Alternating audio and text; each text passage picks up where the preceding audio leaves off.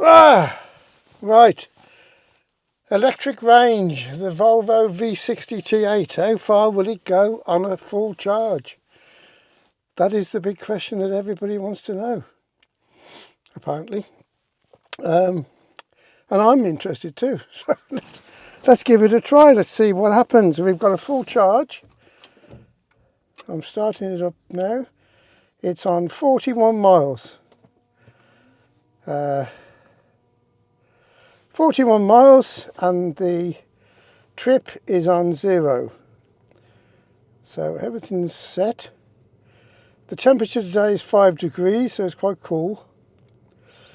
And we're going to have a range of different driving conditions in terms of roads. Some 70 mile an hour, some 60, some 50, 40s and 30s, the whole range. And we're in the Volvo V60 T8 all-wheel drive Ultimate. It isn't quite the Ultimate because, as you'll see as the video transpires, you'll find out that there are things which aren't perfect in this car, unfortunately. However, generally speaking, the car is a brilliant car.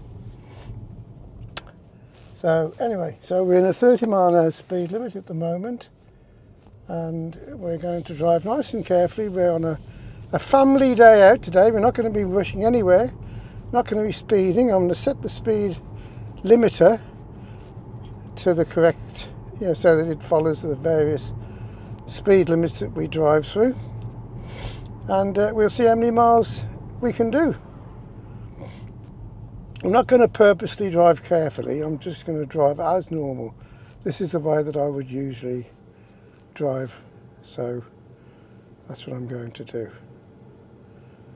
I would normally drive over red lights, but I'm not going to as I'm being filmed, because these lights, by the way, in case you didn't know, are not legal at all. They are purely there as an advisory traffic control. They've no legal authority you couldn't get prosecuted for going over a red light, only if you were endangering life. So if there's nothing there at all the other side, just drive straight through. If you can see and you can get through before anybody comes safely, then you're allowed to do it. Anyway, that's nothing to do with what we're talking about today. So I've had some issues recently with the speed limiter on this car. It doesn't seem to recognise where the car is most of the time, or very often anyway. So we'll see how we get on today. I'm going to put this blind down a touch. I'm also going to shut this roof, I think, should I? Maybe not. I haven't got the roof open, by the way. I've just literally got the blind open. Just for your information, for the purpose of this test, I've got this auto temperature set on 20 degrees, air conditioned, but that is the only thing I've got. Oh, I haven't. I've got the seat on a little bit. Let's turn that off, and the other side as well, actually. My wife's obviously been warming her bum up. So everything's off except the heating, and we've got to have the heating on today because it's too bloody cold otherwise.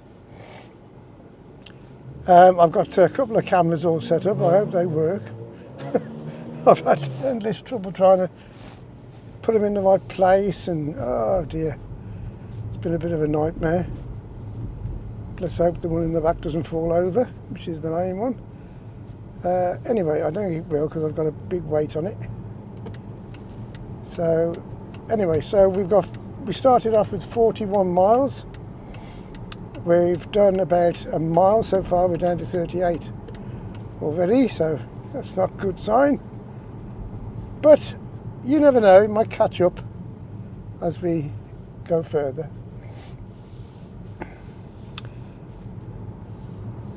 Now we're in a 30 mile an hour speed limit, and the sat nav is saying, or the speed limiter is saying, that we're in a 30 speed limit so that it is complying with that.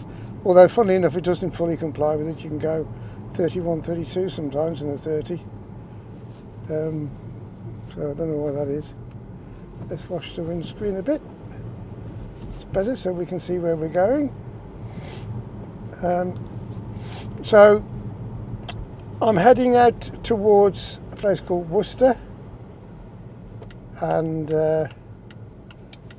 that will take us onto a dual carriageway eventually, where the speed limit is 70, so that will be a good test. But at the moment, as you can see, we're in traffic.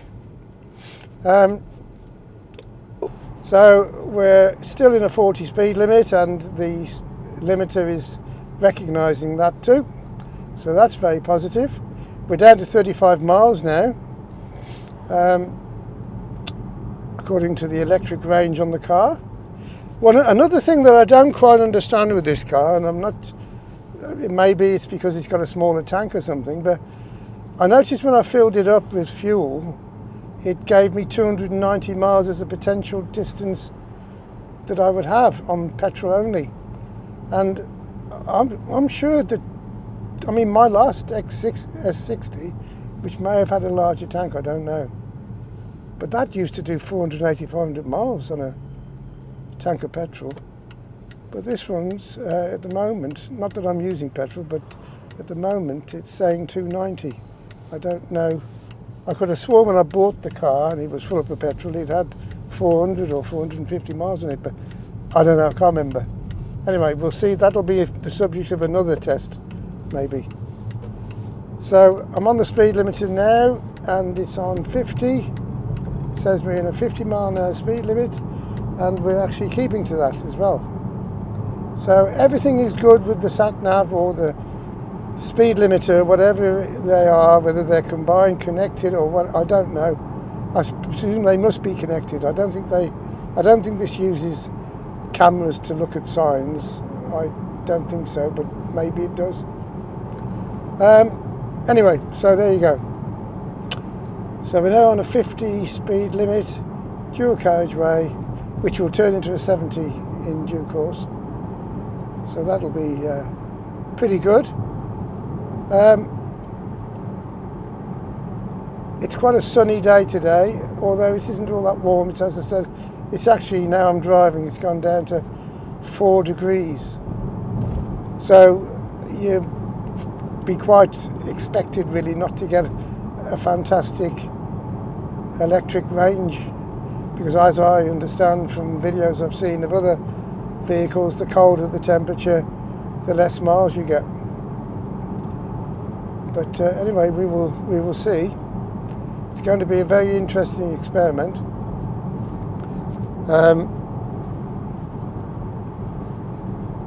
One of the things that I wanted to also mention with this car, as we're driving along, because this is the full review really, I'm going to go a little bit over, you know, the size of the boot and bits and bobs when I get back to base. But most of the information that you need to know about this car, you're going to find out now while I'm driving. I've had an issue with the car initially, and the issue, it may still be there, I'm not sure, not 100% certain, but we had an issue with the Google, the entertainment system, the information system, you know, the screen.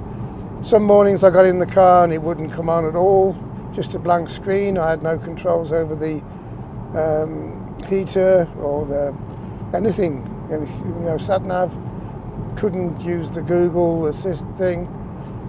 And then I took it into the Volvo dealer in Stourbridge, and they had it for a couple of hours and said that they'd sorted it out, reloaded the software, and it seemed okay. But then I've also had another issue since, where I got in the car and for about 10 minutes, blank screen, nothing at all.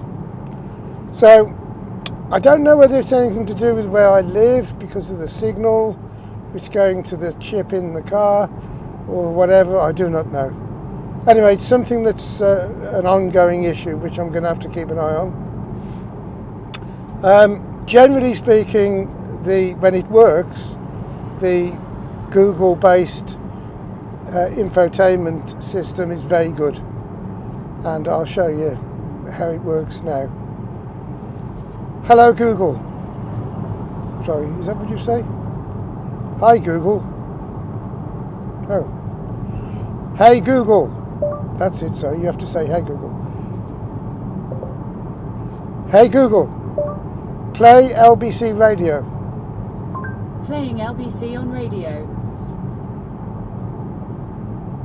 And they cannot get on the mortgage. Extortion prices for rent. Yes, they can't get on. Hey Google. Turn off the radio. So it works quite well. You can use it for the sat nav as well. If you say, hey Google, shouldn't do that really. If you say those two words and then say that.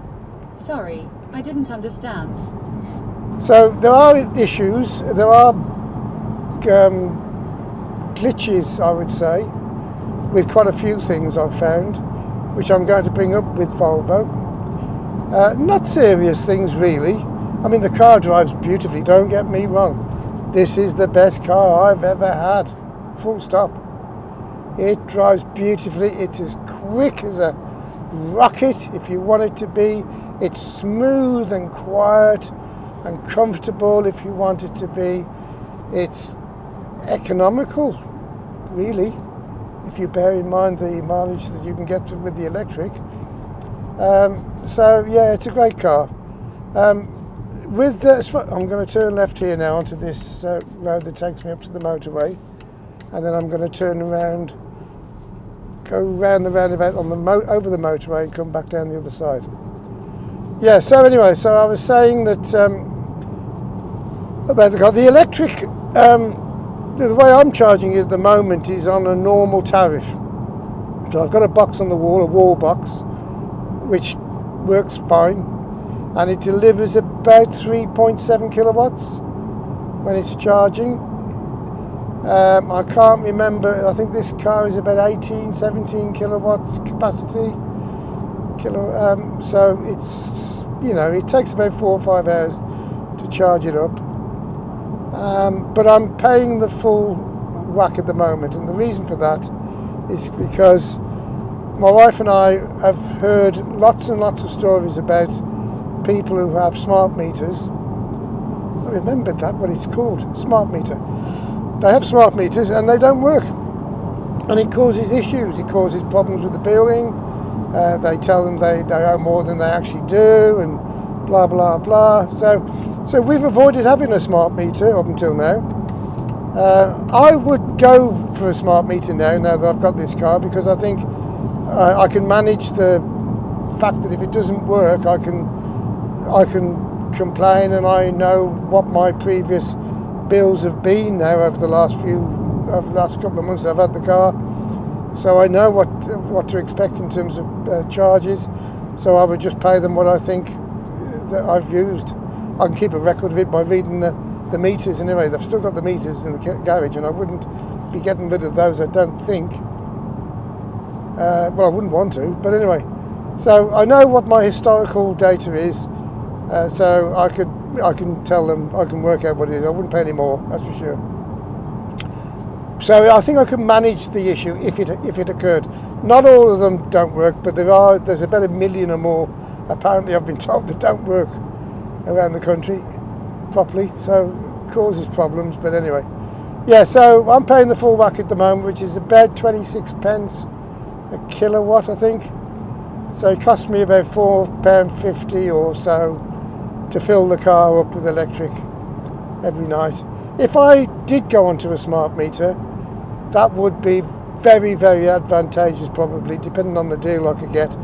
I think it drops down from 26 pence to, well, quite a small 9 pence or something, 9.5p. So it's a big reduction. It means you're doing, you know, 30, 40 miles or whatever for the cost of about £1.50, as opposed to what I'm paying at the moment, which is about £4.50. £4.50 is still okay to do 30 or 40 miles on electric. I don't know how much a gallon of petrol is now. It's got to be, oh dear, it's got to be, what, 8 to 9 quid, something like that, 7 or 8 quid, I'd have thought. 4.5 litres, times, say, £1.40. £1.40. What's that work out at? It's got to be, I don't know, anyway, it's 6 or 7 quid. Now this is interesting. I'm in a 70 mile an hour speed limit now, and it's telling me I'm in a 40. I can't go any higher than 40 without cancelling the speed limiter. I mean, it's ridiculous, really. This is definitely a 70 speed limit. There are no signs that says 40. You know, it's a dual carriageway. It's 70. But I'm in 40. It won't let me go any faster than 40. So I'm going to cancel it. And see when it's come up to 70 now. Oh. Anyway, this does this a lot. So this is either an issue with my car, an issue with the software or the sat nav, Google Maps or whatever, or it's an issue generally with all of these cars. Right, so we've got Google Maps. There you go, there's Google Maps. Google Maps generally is pretty good. We've also got, what else have we got? Let's have a look. You can connect your phone, if you've got an iPhone, probably just an iPhone, I don't know whether you can connect an Android, I don't know. But anyway, you can connect an iPhone to this system so that you can use Spotify and Apple CarPlay, but you have to use a cable, and the cable socket is down below the glove compartment in between the seats, so you have to put your cable down there. But yeah, it works okay. I have tried it, but I don't bother too much with it, to be honest with you, because I think, well, what's the point? I don't need it really. I only use Spotify and the sat nav. I'm not going to use anything else on my phone that I can think of while I'm driving. I mean, you could use other systems like Waze and things for navigation, but I don't find that Waze is all that good, to be honest with you. It takes you down tiny little narrow lanes for no reason. So I'm not sure that I'd bother with Waze. But anyway, so I think most of the things that I need are here on this Google system. So I'm quite happy with it, really. So you can use the voice control, you know, the hey, what's it? You can use that to turn the temperature down on the seats, turn the heating up, turn the heating down. I mean, there are quite a few things that you can use it for, although you can't use it to switch between pilot assist, which allows you to drive the car just by holding on to the steering wheel, and it'll steer in the right lane all the time, or most of the time. You can't do that and switch to the speed limiter. In my old S60 T8, the buttons on the left-hand side of the steering wheel were for switching between pilot assist and the speed limiter, which was extremely handy, very convenient. To do it now, I have to press a button on the screen, the control button, go into driving mode on the screen, and go down and press speed limiter or pilot assist, whichever one I want. I'm on speed limiter at the moment, so as far as I'm aware, in order to put pilot assist on, which I'm going to do now, you have to go onto the screen and do it, which is not very good, really.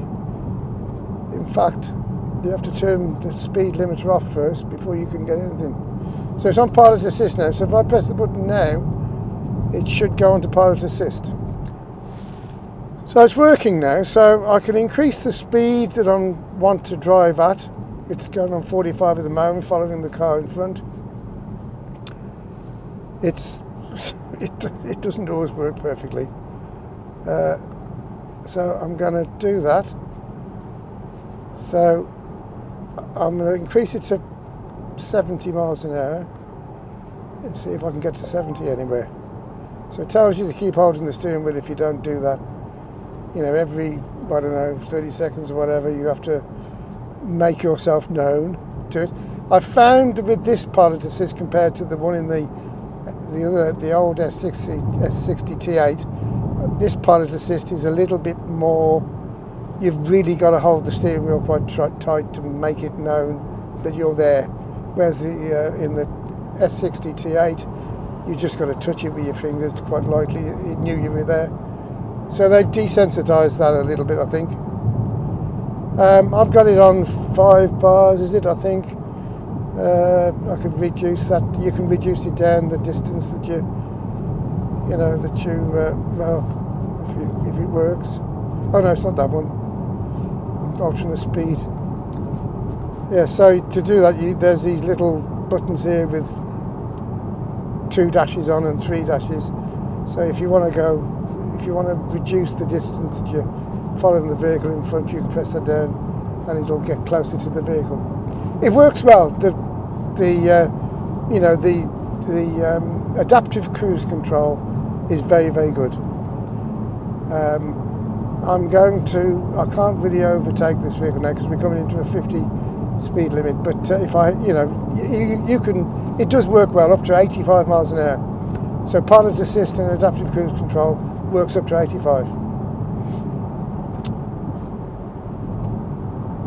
So I'm going to drop this down to 50 now. It'd be interesting to see if the car recognises that I'm in a 50. I think it is. Yes, it has. So I'm in a 50 speed limit, and this is a place where people get, nicked a lot here. They have speed cameras along here, mobile speed cameras, all the time. In fact, I'm surprised there's not one here today. But I've been pinched here once, if not twice, maybe. Can't remember now. Very easy to get pinched here because, But anyway, yeah. So we're down to 19 miles electric range left now.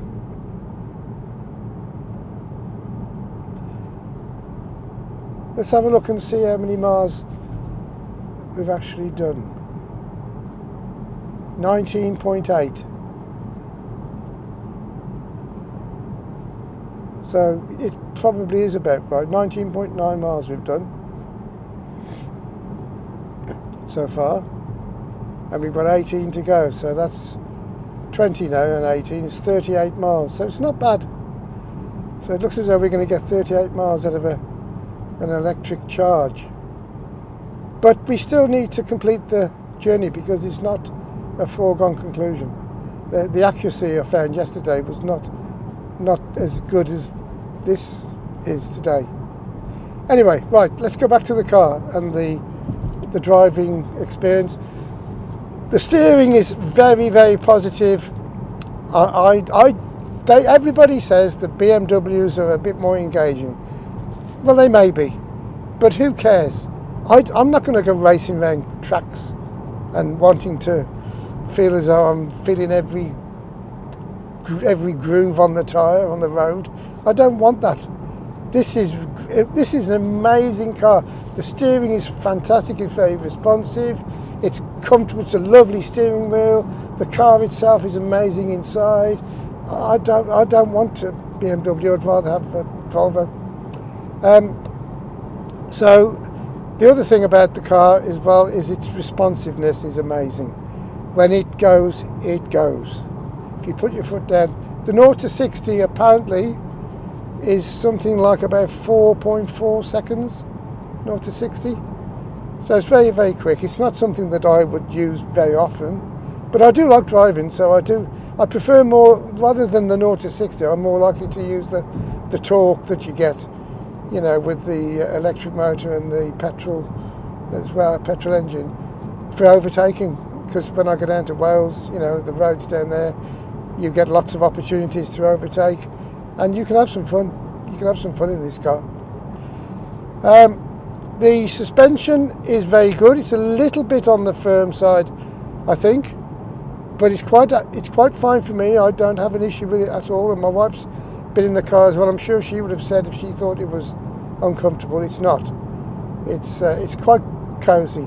One of the big selling points of this car, and everybody who has a Volvo will tell you this, the seats are incredible. They are the most comfortable seats probably in any car you can buy. I'm knocking that pilot assist off now. I'm going to carry on this way up here.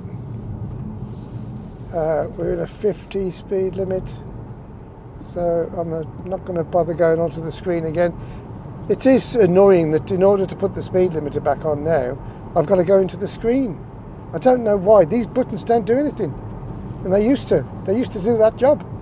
I can't understand it. I don't know why Volvo have skimped that. Why on earth, I do not know. Surely the technology today is there to facilitate that. I don't know. Anyway, whatever. Who knows? So you can set the steering resistance to high, medium and low, I think. I'm not going to do it while I'm driving, but so you do have an option for that. You've heard the system. The music system is very good. So yeah, so there's not much wrong with this car. I'm probably a bit more critical than most because I look at every detail. I've had lots of Volvos, so I know I didn't need any tuition about how to use this car at all, other than for connecting my phone to the system and loading Spotify onto the system, because I use Spotify for my music. Other than for that, I had no I said to the dealer, to the salesman, I said, look, I don't need anything. Just give me the keys, give me the paperwork, and I'll go, and I'll drive the 120 miles back home, which I did, and it was lovely. Car was beautifully clean. It's now filthy, but you can't keep cars clean in this weather.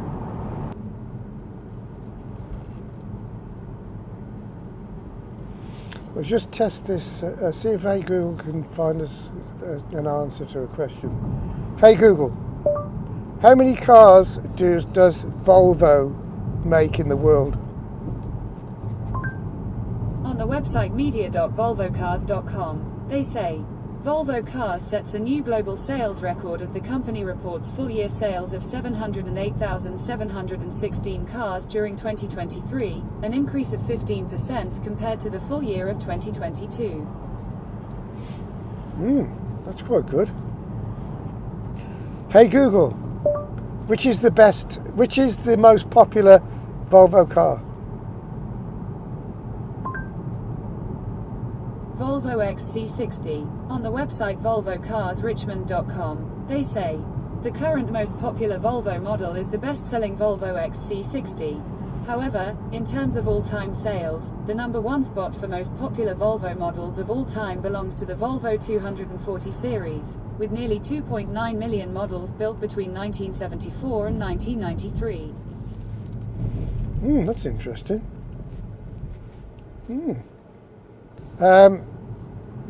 I think I would have preferred Volvo to have spent a little bit of extra cash on having the pilot assist and the speed limiter on the steering wheel controls like we did before, rather than having an electric tailgate.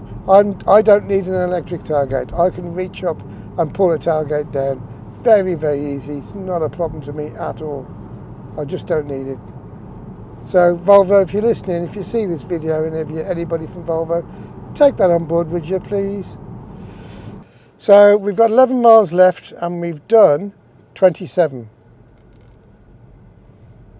So that's not far off what it was saying we had, so it's pretty reasonable, I suppose, pretty good. I mean, my old S60 T8 used to do only about 24 miles on a charge. So this is almost double. So it's pretty good, really. Quite impressed with it. This is where the speed limiter will probably be incorrect again in a minute.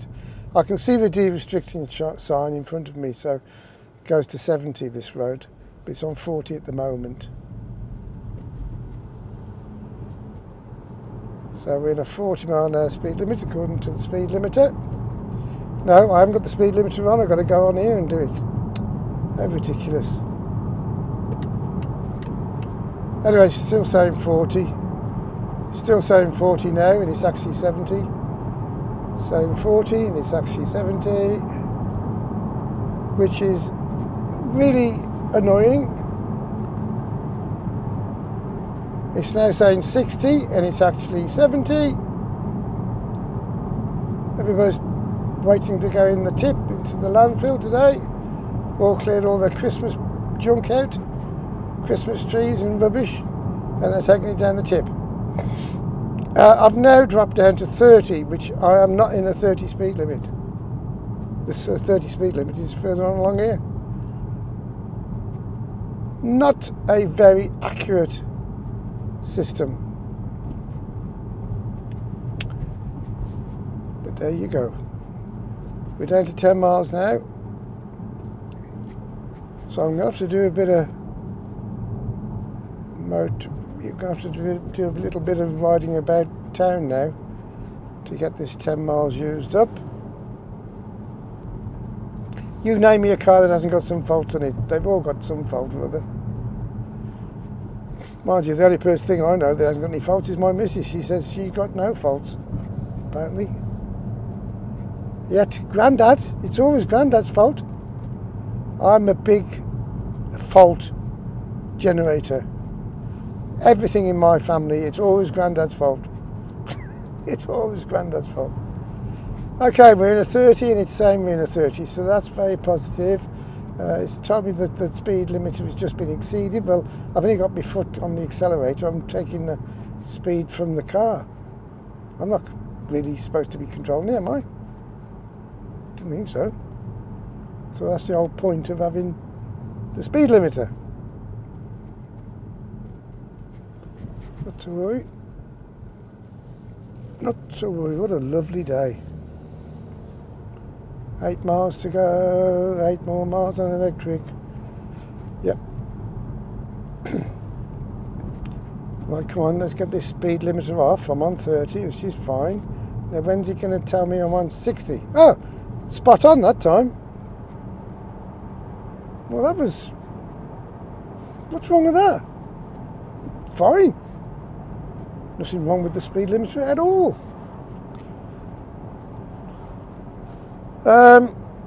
Some of the things on the car. I'll tell you what is. I've got to tell you this. I've just thought. This car's headlights are incredible. If you've never driven a Volvo, these new Volvos, the headlights are absolutely amazing. They're so intelligent. They keep the road lit up in front of you regardless of what vehicles are around, coming towards you or overtaking you or behind you or anything else for that matter. They're amazing things. So they're intelligent headlights, I think I'm not sure exactly what they're called, but I think that's pretty much what they're called. But they are fantastic. Highly recommended to drive one of these at night. It makes driving so enjoyable and so easy. My wife's got I hope she's not going to, she'll never listen to this video anyway. She's got a Volkswagen Golf GTI, and I'm not kidding you. At night time, you need extra candles to see where you're going. The lights are absolutely rubbish. Waste of space. You can't drive confidently with the car at all. They're just not any good. And it's a Golf GTI, you know, it's supposed to be a fast car. You need decent lights, Volkswagen. Put decent lights on a fast car, please. So yeah, no, so I would never have one. I wouldn't have a Volkswagen anyway. One thing that I've found cleaning the two cars, the Volkswagen, if you're not careful, if you don't wear gloves, you can rip your hands to shreds underneath the sills when you wipe down the car. If you're not careful. I've never had that issue with a Volvo ever. Volvo cars are finished off as they should be. They're very well made. There's no doubt about it. We're coming to the end of this test now. I'm on 7 miles now, but you know, we'll see. This 7 miles is going to go quite quickly, I think, now, because we're not far away from home. So I'm going to start wrapping up the review. The positives for the car, Comfort, speed, quality. The interior of this car, by the way, is incredibly good quality. Everything is lovely. Materials are good quality. Materials, it's all put together. There's no rattles, no bangs, no crashes, no irritating little. You normally get an irritating rattle somewhere, but I ain't got one at the moment. Let's put it like that. So I'm very impressed with the car in terms of the interior. The seats are beautifully and comfortable as they could possibly be. I mean, I suffer with what's it called when your leg get a pain down your leg? Oh dear, the nerve. It's the what's it nerve? The what's it nerve? Hey Google, what pain do you get in your leg from a nerve? On the website my.clevelandclinic.org, they say, sciatica pain happens because of pressure on the affected nerve. Most people describe sciatica pain as burning or like an electric shock. This pain also often shoots or radiates down the leg on the affected side. There you go, the sciatic nerve. I get sciatica in my right leg normally, but I haven't had any issues at all in this car at all. Not a single thing. No pain, no aches. I mean, my bum aches a bit when I get out on a long journey. I've been down to London, 120 miles, whatever it is, down the M40. No problem at all, really. No pain. Just a little bit of an ache in me buttocks when I get out of the car, but it soon disappears. So no sciatica, nothing at all. So, I mean, that's worth a lot, in my view, especially when you get to my age. So the car inside is amazing. Boot capacity is brilliant. It's just what I want. The S60 was too small. The boot was too small, and the opening was too small to get much in it. This is a big opening. You can fold the seats down and get a lot more space. You can take unusual items around in the car if you need to. So it's quite good in that respect. Storage in the car is fine. There's a good glove compartment, and there's a little bit of thing here which is not very big, but it's enough to put the cable in for the for the Apple CarPlay. It holds that fine, which is all you need, isn't it, really? What else? There's places for your drinks. You can put your drinks in here, or you can put them in the door. That's fine. What else is there? Let me think. I'm on 6 miles now. I've got to kill 6 miles somewhere.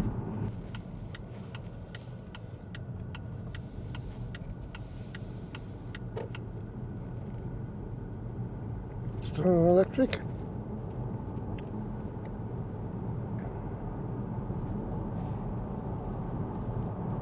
So it's been on 0 miles for quite a while. Surprising.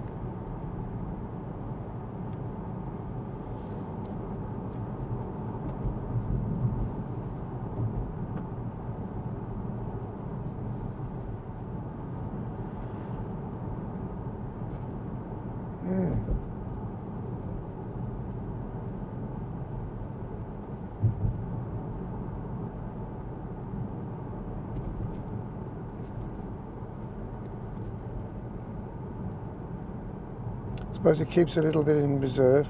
It's just kicked in now. So that is exactly 39.3 miles. 39.3. And I don't think that's too bad.